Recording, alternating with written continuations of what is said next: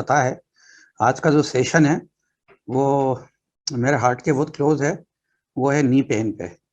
तो ये एक इतना कॉमन प्रॉब्लम है कि मैं चाहता हूँ कि नी पेन के बारे में सारी भ्रांतियाँ दूर हो जाए और इससे बचने के लिए जो भी कुछ जानकारी है मुझे 30 साल के अनुभव से, वो सब आप लोगों के साथ में शेयर कर पाऊँ।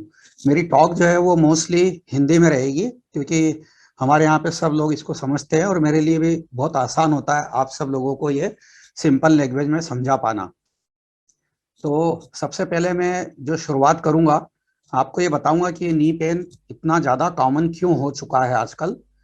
हर आदमी को, किसी को भी देखो, भले 20 साल की है, जो 40 की हो, 60 की हो, 80 को हो, हर आदमी की एक ही कंप्लेंट होती है कि मेरा घुटना बहुत दुखता है, मेरे से चलते नहीं बनती है, चढ़ाव नहीं चढ़ते उतरते बनता है, पालकी नहीं लगाते बनती है, खेलते नहीं बनती है, एंड सो ऑन। तो एक तो ये नी पेन क्यों होता है ज़्यादा से ज़्यादा आजकल, ये एक कारण बताऊंगा। दूसरा, इससे बचने के क्या क्या उपाय हो सकते हैं उसके बारे में हम लोग डिस्कस करेंगे। और थर्डली, इसके ट्रीटमेंट से रिलेटेड दो एस्पेक्ट्स रहेंगे। एक तो नॉन ऑपरेटिव ट्रीटमेंट जिसमें लाइफस्टाइल मॉडिफिकेशन, एक्सरसाइज और कुछ लिमिटेड मेडिसिन, ये तीसरा एस्पेक्ट रहेगा। और चौथा, जिसमें नी पेन का हम लोग ये बोल सकते हैं कि वो उस स्टेज पे पहुंच गया है कि जहां life activities of daily living, दिनचर्या के कोई भी काम करना संभव नहीं रह सकता है। उस समय पेशेंट का जब नी रिप्लेसमेंट करना पड़ता है तो वो एक ट्रीटमेंट का एस्पेक्ट है जिसको हम लोग टीकेआर या टोटल नी रिप्लेसमेंट बोलते हैं।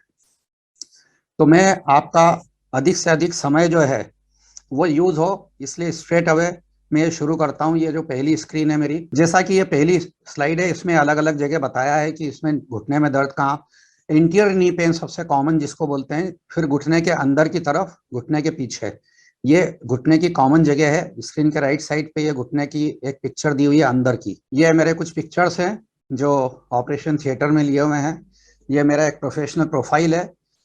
एक ब्राइटली मैं बताना चाहता हूँ कि एक वर्ल्ड की मोस्ट प्रेस्टिजियस फेलोशिप होती है hospital for special surgery New York में, जहाँ से मैंने जॉइंट रिप्लेसमेंट सर्जरी की एडवांस ट्रेनिंग ली है। इसके अलावा कोलचेस्टर हॉस्पिटल लंदन से, और उसके पहले मैं शेल्बी हॉस्पिटल इंदौर और रियंथ हॉस्पिटल में अपनी सेवाएं दे चुका हूँ। ये एक पिक्चर है जो हम ऑपरेशन थिएटर में यूज़ करते हैं, जिसको हम लोग हेलमेट बोलते हैं, जो हम सर्जरी में यूज़ करते हैं। तो एनीवे, तो अब सबसे बड़ी, सबसे इम्पॉर्टेंट चीज़ जो है वो घुटना अपने शरीर का सबसे बड़ा जॉइंट है जो अपनी बॉडी को अगेंस्ट द ग्रेविटी अपराइट रखता है, हमको खड़ा रखता है। पर ये जो जॉइंट है ये इनहेरेंटली अनस्टेबल जॉइंट है, जहाँ पे फ्लैट ऑन फ्लैट सर्फेसेस एक दूसरे से आर्टिकुलेट करते हैं, अनलाइक द हिप जॉइंट जो कि एक बहुत ही stable ball and socket joint होता है, जिसमें कि जॉइंट को स्टेबिलिटी जॉइंट की इनहेरेंट स्ट्रक्चर देती है। पर नी जॉइंट ऐसा नहीं है। तो नी जॉइंट की जो बोन होती है जांघ की और पैर की, उसके ऊपर एक बहुत ही बढ़िया प्रकृति ने एक विस्को इलास्टिक शॉक एब्जॉर्बर दिया है, जिसको हम हाइलाइन कार्टिलेज बोलते हैं। ये जो हाइलाइन कार्टिलेज है, इसी के ऊपर पूरा जो है नी जॉइंट का फंक्शन, उसकी स्टेबिलिटी और उसकी लाइफ जो है, एंड्योरेंस जो है, वो डिपेंड करती है। तो मैं इसके ऊपर फोकस करूंगा। नॉर्मल हेल्थ में ये जो घुटने की जो बोन्स रहती है एक दूसरे के ऊपर स्मूथली ग्लाइड करती है, घर्षण नहीं करती है, जिसको हम बोल सकते हैं फ्रिक्शन नहीं करती है, बल्कि एक दूसरे के ऊपर स्मूथली ग्लाइड करती है। और उसके अंदर एक फ्लूइड होता है जिसको हम साइनोवियल फ्लूइड बोलते हैं। ये एक थोड़ा सा स्ट्रक्चर जो है वो इसलिए समझाना जरूरी है क्योंकि आगे घुटने की जो डिसीजेस होती है, जिस वजह से घुटने में दर्द होता है, उसको समझने के लिए ये बहुत इंपॉर्टेंट है। जैसा कि इस पिक्चर में हम देख पा रहे हैं, ये घुटने की हड्डियां हैं ऊपर और नीचे की, और उसके नीचे इसके ऊपर ये जो है ये कार्टिलेज होता है। आई थिंक आप सब लोग देख पा रहे हैं शायद मेरे पॉइंटर से। तो जो सबसे इंपॉर्टेंट कॉज जो है नी पेन का, वो लिगामेंट और कार्टिलेज को जो इंजुरी होती है, जो कि जकड़ा हुआ जो जॉइंट होता है, जो कि ओल्ड एज में ऑस्टियोआर्थराइटिस में हो जाता है, जिसको हम लोग आर्थराइटिस बोलते हैं या ऑस्टियोआर्थराइटिस बोलते हैं, वो भी काफी पेनफुल होता है। और इसके अलावा एक गठिया बाई होती है जिसको हम इन्फ्लेमेटरी आर्थराइटिस बोलते हैं या गाउट बोलते हैं। और घुटने की जो मसल्स होती है, यदि वो वीक होती है तो घुटने के ऊपर डायरेक्ट लोड पड़ता है और वो घुटना पेनफुल हो जाता है। अब इसकी थोड़ी सी डायनेमिक्स या फंक्शन जिसको मैं बोलना चाहूंगा, सबसे कॉमनेस्ट कॉज है आफ्टर लो बैक पेन, जो कि मॉडर्न डे लाइफस्टाइल के अंदर most common cause of pain होता है। इसका कैल्शियम और विटामिन डी से क्या रिलेशन होता है?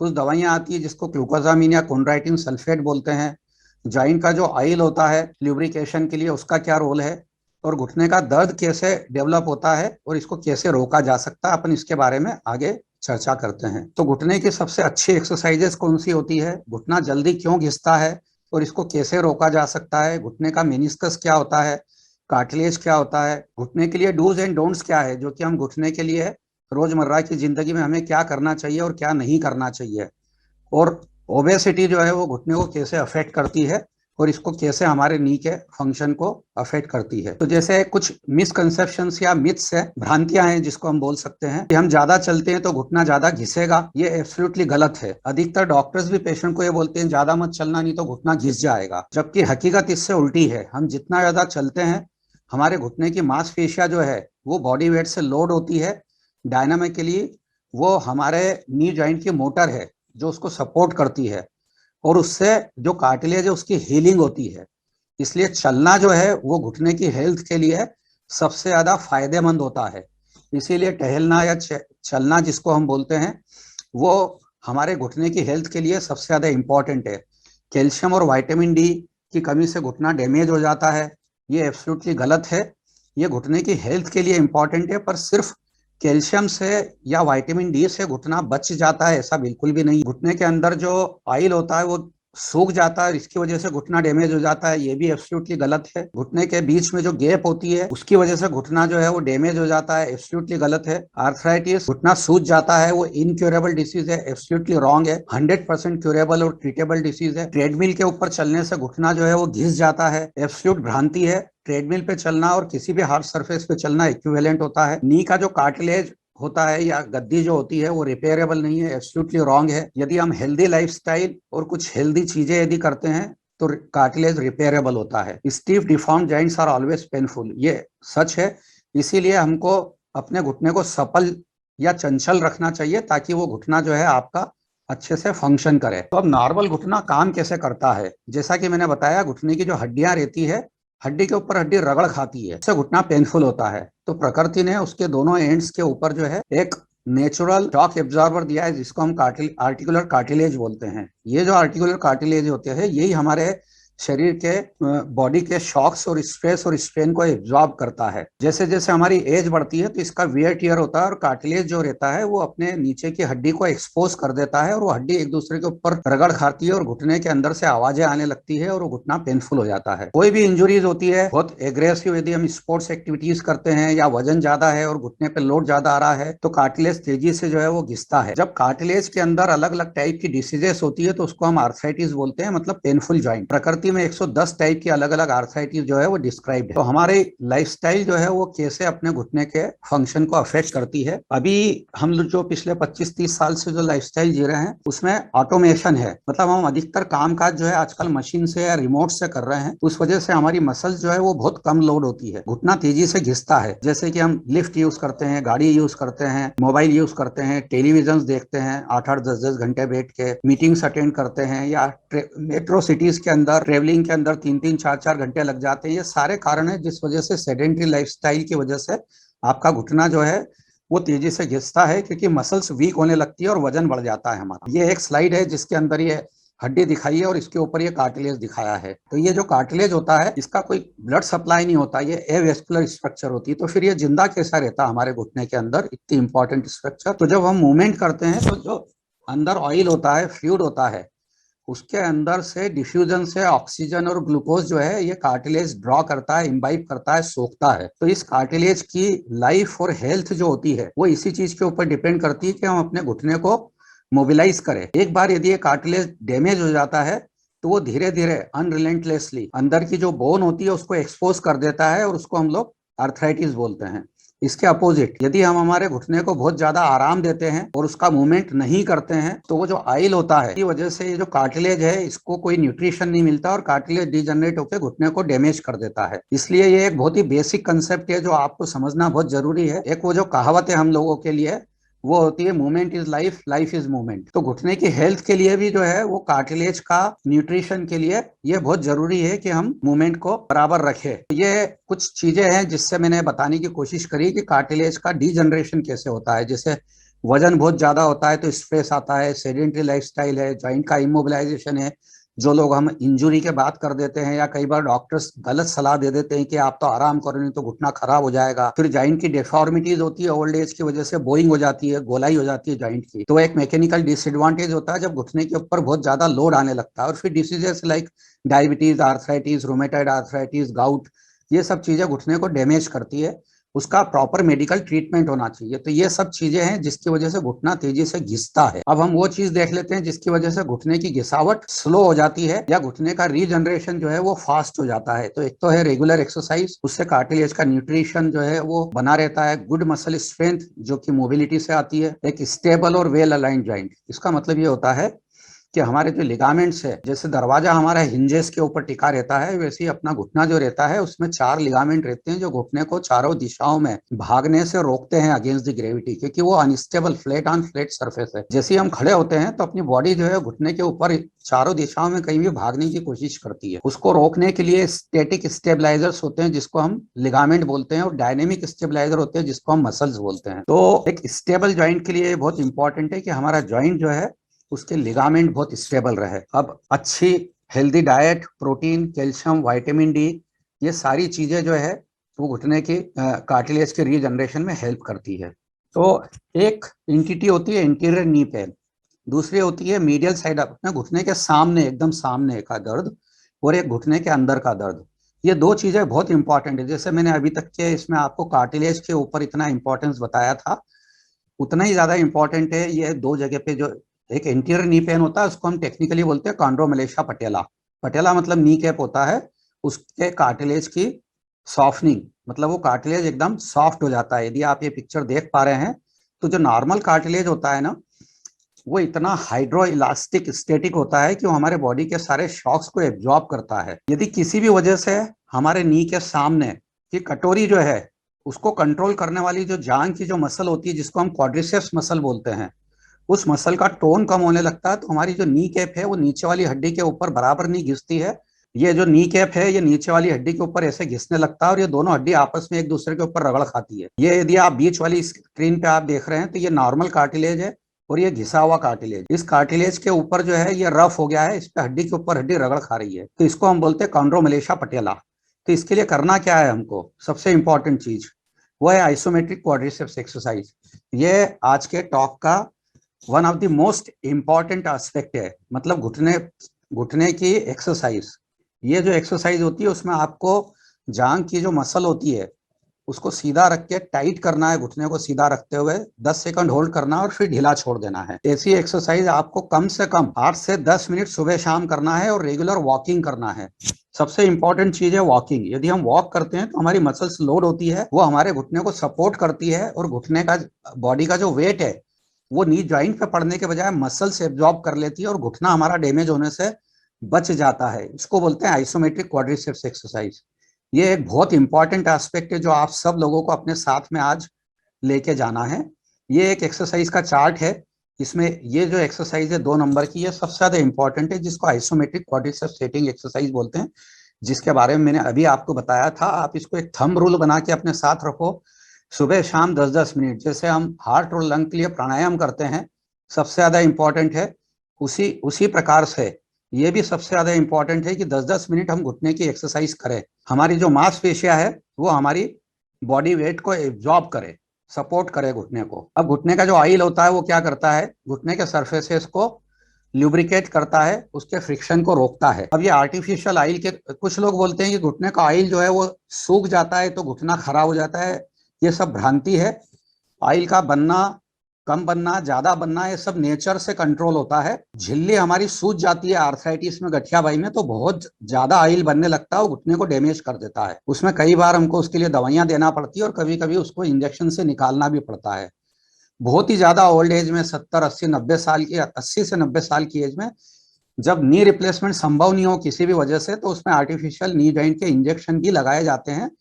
उससे घुटने का घर्षण कम होता है, बस इससे ज्यादा और कुछ भी नहीं होता है। लिगामेंट्स के बारे में जैसे मैंने बताया, एक घुटने से दूसरे घुटने तक जाने वाली रस्सी होती है, हिंजेस का काम करती है, जैसे दरवाजे करते हैं। ये हमारे घुटने को स्टेबलाइज करती है। तो लिगामेंट का हेल्दी होना बहुत इंपॉर्टेंट होता है। एक्सरसाइजेस से घुटने तंदुरुस्त रहते हैं। हमें ये सब चीजें समझना बहुत ज्यादा इंपॉर्टेंट है। ये एक पिक्चर है जिसमें लिगामेंट मैंने दिखाए हैं, घुटने के सामने है, ये अंदर है, घुटने के ये अंदर वाले हैं। ऐसे 4 लिगामेंट होते हैं जो घुटने को चारों दिशाओं से स्टेबलाइज करते हैं। थोड़ी सी टेक्निकल जानकारी आपको सिर्फ इसलिए देना चाहता हूं क्योंकि ये बहुत ही इंपॉर्टेंट एस्पेक्ट है हमारे डिसीज को, घुटने की डिसीजेस को समझने के लिए और ट्रीटमेंट के लिए। क्योंकि क्या होता है, डॉक्टर तो आपको दवाई लिख देते हैं, कैल्शियम लिख देते हैं, but I am very sorry to say कि इन दोनों ही चीजों को मेरे पेशेंट्स, कई बार दूसरों के भी पेशेंट सालों साल खाते रहते हैं, इनको कोई आराम नहीं होता है। और उसका रीजन यही है कि दवाइयों से, कैल्शियम से, विटामिन डी से, ऑयल के इंजेक्शन से या नी कैप लगा लेने से वो पेशेंट ठीक नहीं होते हैं। लाइफस्टाइल मॉडिफिकेशन, एक्सरसाइजेस, जैसा मैं बार बार इम्फेसाइज कर रहा हूँ, वो भी उतने ही ज्यादा इंपॉर्टेंट है। अब हम लोग वेजिटेरियन है, इसलिए प्रोटीन्स का भी बहुत रोल है, कैल्शियम, विटामिन डी का ओवरऑल बॉडी हेल्थ के अंदर बहुत ज्यादा रोल है। तो डोंट्स के अंदर ओबेसिटी, बहुत ज्यादा आराम करना, जो सेडेंटरी लाइफस्टाइल में जो बोलता हूँ, या बहुत ज्यादा गिरना और इंजोर होना। इसके बाद करना क्या है हमको, डूज में रेगुलर एक्सरसाइज, जो कि वेट बियरिंग बहुत इंपॉर्टेंट है। सेडेंटरी एक्सरसाइज या पैसिव एक्सरसाइज काम की नहीं है। Good active lifestyle, healthy food supplements and control of disease like rheumatoid arthritis, जो गठियाबाई जिसको हम बोलते हैं, उस डिसीज को जो है कंट्रोल में रखना दवाइयों से। और calcium, vitamin D of course बहुत इंपॉर्टेंट है, बट मेरे कैल्शियम और विटामिन डी को आप इस वे में मत लेना कि उससे घुटने ठीक हो जाएंगे, वो नी की हेल्थ के लिए बहुत ज्यादा इंपॉर्टेंट है। तो ट्रीटमेंट गाइडलाइंस के अंदर यदि हम आएंगे, बिसाइड्स एक्सरसाइज और वेट कंट्रोल, जो कि सबसे इंपॉर्टेंट फैक्टर है, तो कौन सी एक्सरसाइज और फ्रीक्वेंसी, जैसा मैंने बताया, जो कि हार्ट और लंग के लिए प्राणायाम है, हमारे घुटने के लिए आइसोमेट्रिक क्वाड्रिसेप्स एक्सरसाइज है, मैंने बार बार एम्फेसाइज किया है। फिर इंपॉर्टेंस उसका, घुटने को सीधा रखना है, टाइट रखना है, 10 सेकंड होल्ड करना है, ढीला छोड़ना है, ऐसा 10-10 मिनट सुबह शाम रिपीट करें। ये चीज मैं चौथी बार रिपीट कर रहा हूँ, आपके दिमाग में इसको बिठा लेना चाहिए। कोई भी दवाइयों से टेम्परेरी पेन रिलीफ होता है, उससे घुटने की बीमारी ठीक नहीं होती है। कार्टिलेज को रीजनरेशन करने के लिए कुछ दवाइयां आती है, जिसको ग्लूकोजामिन और कोंड्राइटिन सल्फेट बोलते हैं, एब्सोल्युटली यूजलेस है, उसका घुटने की बीमारियों से कोई संबंध नहीं है, उसको लेना इज एब्सोल्युटली रबिश। आइल्स के इंजेक्शन जो रहते हैं, उसके घुटने के ट्रीटमेंट में कोई रोल नहीं है। सर्जरी का जहां तक सवाल है, जिन लोगों को इन सिंपल ट्रीटमेंट से रिलीफ नहीं होता है, सिर्फ उन्हीं लोगों के लिए सर्जरी इंडिकेटेड है। किन लोगों को, तो ये अभी तक था कि घुटने का दर्द क्यों होता है, कैसे बचा जा सकता है, क्या एक्सरसाइज है, लाइफस्टाइल और सिंपल मेडिसिन। अब हम आते हैं एक इंपॉर्टेंट एस्पेक्ट के ऊपर, वो है डिसेबलिंग नी पेन। अब बार बार समझना, नी पेन सिंपल वाला नहीं, वो नी पेन जिससे आपकी दिनचर्या जो है, रोजमर्रा की जिंदगी की, वो कॉम्प्रोमाइज हो रही है, उसको हम डिसेबलिंग नी पेन बोलते हैं। मतलब आप अपने उठ के बाथरूम जाना आना, खुद का घर में काम कर लेना, सिंपल वॉक पे जाना, या अपने रोजमर्रा के कामकाज करना, उसमें भी यदि आपको तकलीफ हो रही है, इसका मतलब यह है कि अब आपको जो है सिंपल लाइफस्टाइल मॉडिफिकेशंस, दवाइयों से, स्टिक से, इन किसी भी चीज से आराम नहीं हो रहा है, तो उन केसेस के अंदर हमको नी रिप्लेसमेंट की जरूरत पड़ती है। तो नी रिप्लेसमेंट का मतलब क्या होता है कि जो घुटने की जो हड्डियां हैं, जो कि रफ हो गई है एक दूसरे से, और उसका जो कार्टिलेज होता है अंदर का, वो इरिपेरेबली डैमेज हो गया है, तो हम उस कार्टिलेज को सिर्फ रिप्लेस करते हैं, जैसे दांत के ऊपर केप लगाते हैं। नी रिप्लेसमेंट का मतलब ये नहीं होता है कि पूरा घुटना काट के अलग रख दिया और उसकी जगह दूसरा नया घुटना लाके और वो लगा दिया। इसका मतलब सिर्फ ये होता है कि घुटने के सरफेसेस पे जो कार्टिलेज खत्म हो गया था, उसको दूसरे एक मेटल की केप से फिक्स कर देना सीमेंट से, और उनके बीच में एक अल्ट्रा हाई डेंसिटी पॉलीथीन की ट्रे लगा देना, ताकि उन दोनों के बीच का घर्षण जीरो हो जाए। सारे नेचुरल मसल्स, लिगामेंट्स और बोन्स और दूसरे टिश्यूज घुटने की सर्जरी के अंदर, रिप्लेसमेंट सर्जरी के अंदर एज इट इज कंजर्व करते हैं, प्रिजर्व करते हैं। घुटने की रिप्लेसमेंट सर्जरी में उसमें से कोई भी चीज हम सेक्रीफाइस नहीं करते हैं। जैसा कि आप यहाँ पे स्क्रीन पे देख पा रहे हैं, ये कुछ घिसे हुए सरफेसेस से दोनों घुटने के बीच की जगह खत्म हो गई है, इसको हम लोग इस ढंग से रिप्लेस करते हैं। मतलब ये घुटने के जो सरफेसेस हैं, इसके ऊपर ये केप लगा दी, और इनके बीच में एक्सरे में नहीं दिखती है, एक हाई डेंसिटी पॉलीथिलीन ट्रे होती है, उसकी वजह से ये दोनों मेटल एक दूसरे के ऊपर जो है स्मूथली ग्लाइड करते हैं। रिस्क क्या होती है, बहुत डिमांडिंग सर्जरी है, तो टेक्निकली क्वालिफाइड जो डॉक्टर होते हैं वही होना चाहिए, अच्छे सेंटर पे होना चाहिए, जहाँ पे यूजुअली इसके जो पेशेंट्स रहते हैं 60-70-80 साल के, उनको मेडिकल डिसीजेज भी होती है, तो ऐसे सेंटर पे होना चाहिए जहाँ पे इन सब चीजों को देखने वाले डॉक्टर्स की पूरी टीम हो।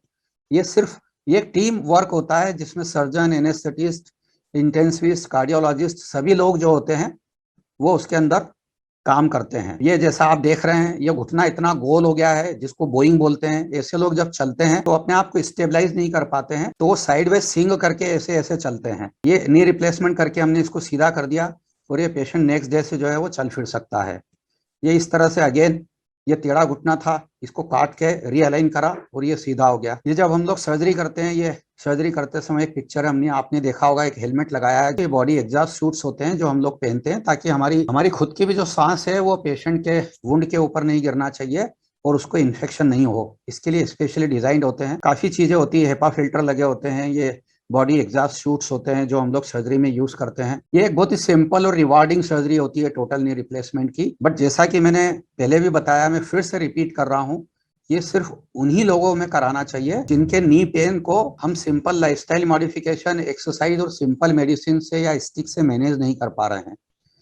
आप इस टॉक को इस वे में बिल्कुल भी मत लेना कि हर नी पेन के पेशेंट को मैं नी रिप्लेसमेंट सर्जरी एडवाइस कर रहा हूँ, ऐसा बिल्कुल भी नहीं है। बहुत कॉमन क्वेश्चन होते हैं कि घुटना कितने साल चलता है। यूजुअली इस घुटने की लाइफ जो होती है 15-20 साल से ज्यादा ही होती है। तो ये यूजुअली सर्जरी होती है 60-70 साल की एज में, तो अपन मान सकते हैं कि एक नी रिप्लेसमेंट यूजुअली पेशेंट को लाइफ लॉन्ग चलता है। मटेरियल क्या होता है, एक अलाय होता है स्टील का, और उनके बीच में एक हाई डेंसिटी पॉलीथिलीन की ट्रे होती है। कई बार यदि पेशेंट की फिटनेस यदि ठीक हो तो हम दोनों घुटने एक साथ भी रिप्लेस करते हैं। यदि ब्लड लॉस होता है तो उसमें ब्लड ये देते हैं। फिजियोथेरेपी कुछ दिन करना पड़ती है पेशेंट को। कितने दिन में पेशेंट काम पे वापस लौट सकता है, यूजुअली दूसरे दिन हम चला देते हैं पेशेंट को। एक वॉकर या स्टिक का यूज हम पेशेंट को 15 दिन से तो 1 महीने तक करने का बोलते हैं। पेशेंट ड्राइविंग कर सकता है 1 से 1.5 महीने पे, जॉगिंग कर सकता है 1 महीने पे, जमीन पे पालकी ला के रख के बैठ सकते हैं, पर हम लोग एडवाइस नहीं कर सकते हैं। सिंपल स्पोर्ट्स एक्टिविटीज एडवाइजेबल है, कॉम्प्लेक्स स्पोर्ट्स एक्टिविटीज एडवाइजेबल नहीं है। गोल्ड नीज क्या होते हैं, कितने टाइप के नी इम्प्लांट्स होते हैं ये सब टेक्निकल चीजें हैं। इसका लॉन्ग टर्म इफेक्ट है कोई बहुत ज्यादा। तो टेक होम मैसेज, मैं आपका कुछ समय जो है वो क्वेश्चन आंसर के लिए लूंगा। हम लोगों के लाइफस्टाइल में एक 45 मिनट का एरोबिक वर्कआउट को हम लोग प्राणायाम भी बोल सकते हैं, स्ट्रेंथ ट्रेनिंग के लिए कुछ वेट ट्रेनिंग और स्ट्रेचिंग के लिए कुछ योगा एक्सरसाइजेज। हम सब लोग हिंदुस्तानी हैं, हमारी हिंदुस्तान की प्राणायाम और योगा जो है वो आज भी मेन स्टे है पूरी दुनिया के अंदर रिहेबिलिटेशन प्रोग्राम का, वो भले हार्ट की सर्जरी हो या नी रिप्लेसमेंट सर्जरी हो। तो ये मेन स्टे है। यदि हम इन सब चीजों को हमारी लाइफस्टाइल में इनकलकुलेट करते हैं, शामिल करते हैं, तो मुझे लगता है कि हमारा नेचुरल नी जो है 60-70 साल 75 साल बहुत आसानी से चलता है। पर लाइफस्टाइल डिसीज जो कि ओबेसिटी, सेडेंट्री या डायबिटीज या गठियाबाई की वजह से यदि हमारा घुटना जल्दी डैमेज हो रहा है, तो नी रिप्लेसमेंट सर्जरी बहुत रिवार्डिंग सर्जरी है। जैसे कि टॉन्सिल और अपेंडिक्स और हर्निया की सर्जरी इतनी सक्सेसफुल होती है, या बाईपास सर्जरी हार्ट की होती है। तो मेरा यह मानना है कि टोटल नी रिप्लेसमेंट उन लोगों के लिए एक वरदान है जिनका डे टू डे एक्टिविटीज जो है वो इतनी कॉम्प्लेक्स हो गई है कि उनको चलने में डर लगता है और वो गिर जाते हैं और उनको फ्रैक्चर हो जाता है। तो ये मेरी तरफ से आज टेक होम मैसेज था। तो फाइनल चीज यही है कि आज से आप अपने नी पेन को गुड बाय बोलो, टाटा बोलो, और एक हैप्पी हेल्दी लाइफ जो है वो जियो। आप सबके क्वेश्चंस लेने के लिए I am ready. I play badminton, किसी ने पूछा है। ये सवाल एक्चुअली में इनकम्प्लीट है, क्योंकि जैसा कि मैंने बताया, यदि माइल्ड पेन है तो जो मैंने बताई थी क्वाड्रिसेप्स एक्सरसाइज वो आप जरूर करें। उसके बाद मुझे नहीं लगता है कि कोई भी स्पोर्ट्स एक्टिविटीज करने में आप लोगों को किसी को भी कोई प्रॉब्लम होना चाहिए, क्योंकि हम लोग देखते हैं, मैं खुद क्लब जाता हूँ, वहाँ पे 60-65-70 साल के लोग भी जो है वो लॉन टेनिस भी खेलते हैं, बैडमिंटन भी खेलते हैं, टेबल टेनिस भी खेलते हैं।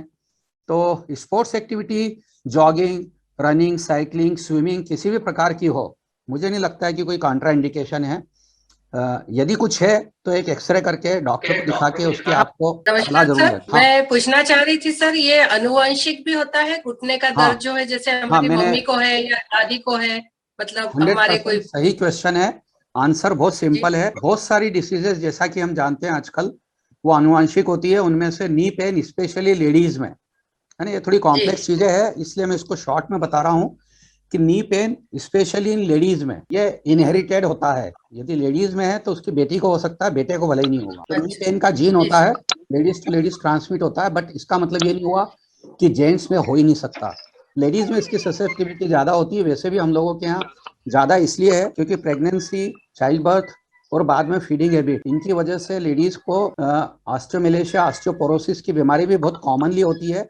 उसकी वजह से भी घुटने का डैमेज जो है वो तेजी से ज्यादा होता है। ये लेडीज में प्रॉब्लम ज्यादा होती है और ऑफ कोर्स ये अनुवांशिक होती है। सर मैं 1 साल से बैडमिंटन खेल रही थी और अभी 1 डेढ़ महीने से मुझे पेन होने लगा और मैं 50 की हूँ एंड डॉक्टर ने मुझे अभी ऑस्टियो अर्थराइटिस बताया है, तो मैं वही जो ये नी सारी पेन जो होता एक्सरसाइज है उसको कंटिन्यू अपन ये मान सकते हैं, जो नी पेन होता है उसको अपन ऑस्टियोआर्थराइटिस बोलते हैं for technical purposes.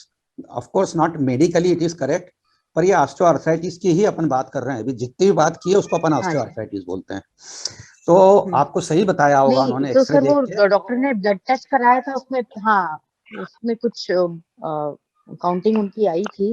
Can I play badminton continue कर सकती हूँ मैं? देखिए, यदि आपको रूटीन में सूजन नहीं रहती है और आप पहले है ना वार्म अप करें, जो मैंने बताया घुटने को टाइट लूज करने की एक्सरसाइज करें, अच्छे से हाँ जी। अपने आप को प्रिपेयर करें गेम्स के लिए।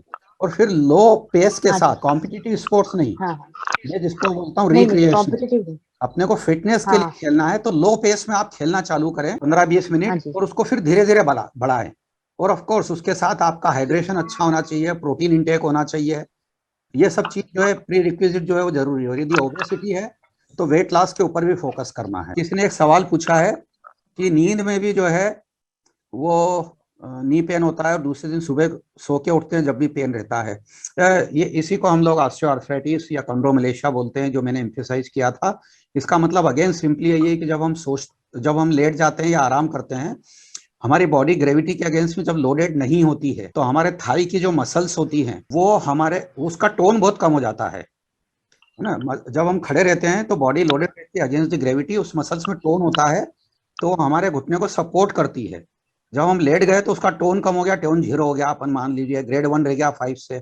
तो जब हम खड़े होते हैं तो बॉडी वेट एकदम घुटने पे आता है, तो वो बॉडी वेट उस मसल्स, वो जो मसल्स है उसमें इतना टोन नहीं है कि वो नी को सस्टेन कर पाए, तो फिर वो बहुत पेनफुल होने लगता है। तो इसके लिए इंपॉर्टेंट ये है कि हम रात को सोने के पहले भी ये जो मैंने बोला बार बार, क्वाड्रिसेप्स, आइसोमेट्रिक क्वाड्रिसेप्स एक्सरसाइज, इसको जो है हम 10-10 मिनट सुबह शाम रिलीजियसली करें, पानी पिए, लेटे रहें तब भी।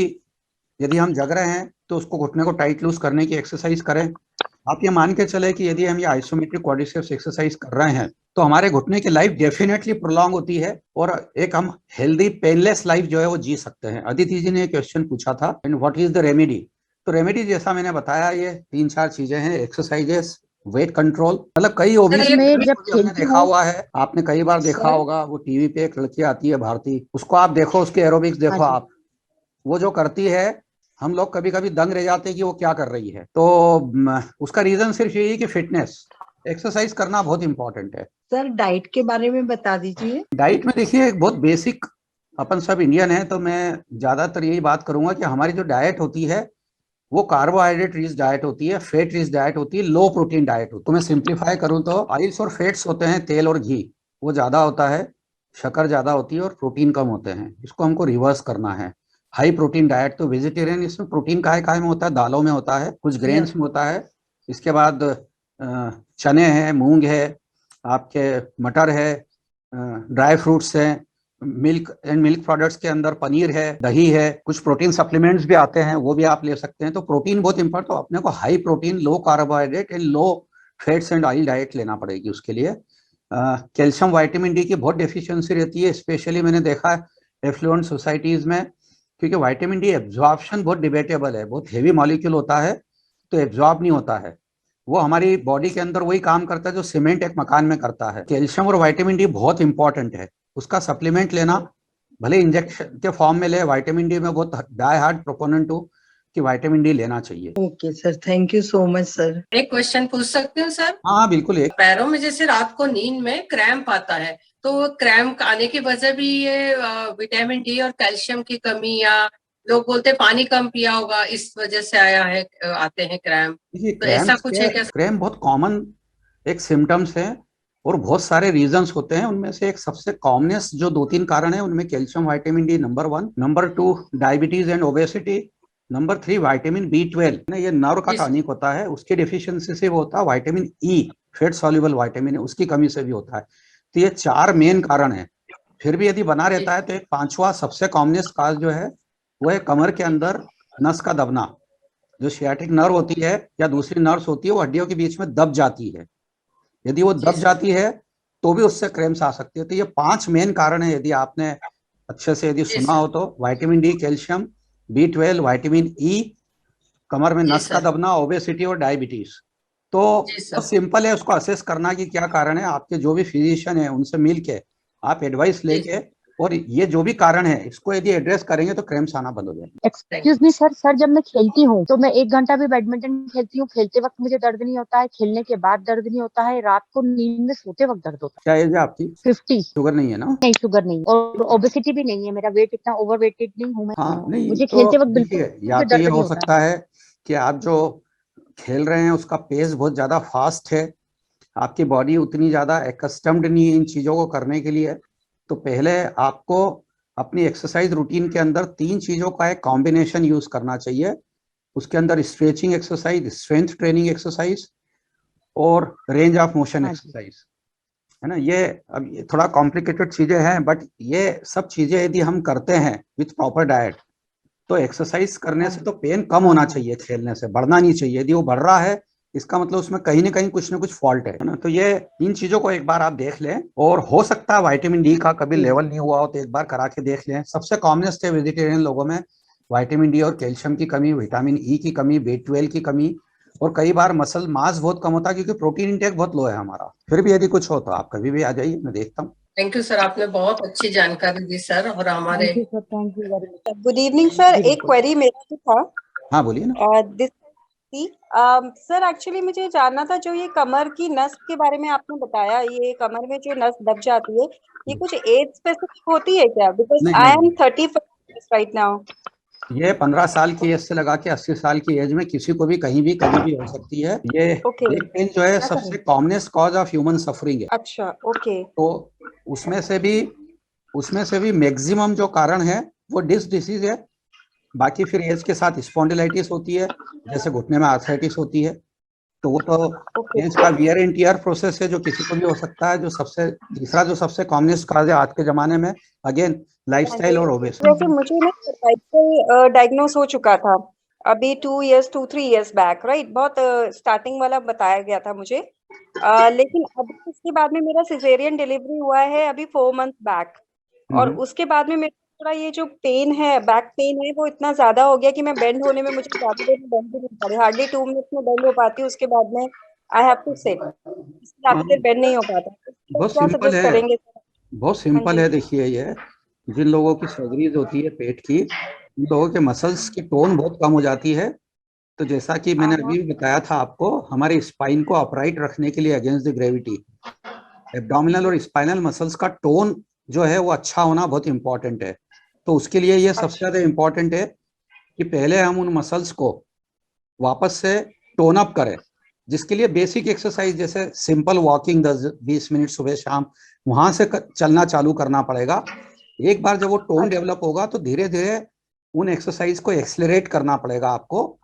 और नेचुरली है कि कुछ एक्सरसाइज एब्डोमेन की सर्जरी के बाद स्पेशली लेडीज में वो किसी अच्छे फिजियोथेरेपिस्ट के सुपरविजन में पहले सीखना चाहिए और फिर करना चाहिए, क्योंकि रॉन्ग एक्सरसाइज यदि करेंगे तो उससे प्रॉब्लम बढ़ जाएगी।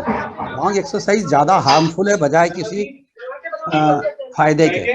सर मेरा ACL नहीं है, क्या तो एज है उसकी आपकी? वजह से ना सर 41 इयर्स, ACL का सर्जरी करवा के लिगामेंट निकाल दिया है, तो उसकी वजह से मेरे को रात को सोते वक्त ना एड़ी में बहुत दर्द होता है। नहीं, ACL निकालते थोड़ी है सर्जरी करके, तो ACL का रिकंस्ट्रक्शन होता है। सर आपका रिकंस्ट्रक्शन मेनिस्कस किया था, कुशन निकाला होगा। रिकंस्ट्रक्शन किया नहीं सर, लिगामेंट निकाला है, रिकंस्ट्रक्शन किया था, फिर उसमें पस हो गया था, तो अच्छा उसकी अच्छा अच्छा, वजह से ओके। वापस सर्जरी करके निकाल दिया था। तो अभी क्या एडी में दर्द चलने होता है? तो प्रॉब्लम, हाँ सर, एडी में सिर्फ रात को सोते वक्त दर्द होता है, तो जब तक उसको दबा के नहीं सोते ना, नींद नहीं आती है। आपने थायराइड और डायबिटीज रूल आउट करवा लिया? सब नॉर्मल है सर। तो इसको प्लांटर फेशियाइटिस बोलते हैं। आपको जो एडी में जो दर्द होता है ना, तो उसका सॉल्यूशन क्या है सर? क्योंकि हमेशा तो कोई दबा के दे, ऐसा पॉसिबल नहीं है। नहीं, एक्चुअली वो सब पॉसिबल ही नहीं है। आप कैसे करते होंगे एडी के, उसको दबा के कैसे सो सकता है कोई? हाथ तो वहां पहुंचता ही नहीं है। तो ये तो बहुत नहीं ऑकवर्ड नहीं, वही पोजीशन खुद है। से नहीं होता है, मतलब घर से कोई दबा के देगा फिर? नहीं, अरे आप जी सर। ऐसा क्यों इतना सहन कर रहे हो? बहुत सिंपल सॉल्यूशंस होते हैं। उसके अंदर जो है यदि वो प्लांटर फेशियाइटिस है जैसा कि मैं बता रहा हूँ आपको, तो एक तो सिलिकॉन का हील कप आता है, वो सिलिकॉन का हील कप लगा सकते हैं। और दूसरी चीज जो है वो उसमें एड़ी के जहाँ पे ये पेन होता है वहाँ पे एक स्टेरॉइड का इंजेक्शन लगाते हैं, उससे ठीक हो जाता है। बहुत कॉमन कॉज है, हम लोग रोज ही करते हैं ट्रीट। ये 100% क्यूरेबल है। तो एक बार यदि आपके लिए संभव हो तो एक बार आप दिखा दीजिए आपके आसपास किसी को या मुझे आके। मुझे लगता है कि इसका बहुत सिंपल सॉल्यूशन है। इसके लिए आप दर्द क्यों सहन कर रहे हो इतना? सर मैं एक्चुअली तो बॉम्बे रहती हूँ, मैं आपको फिर पर्सनली कंसल्ट कर लेती हूँ। हाँ, मेरे से कॉल करके बात कर लेना।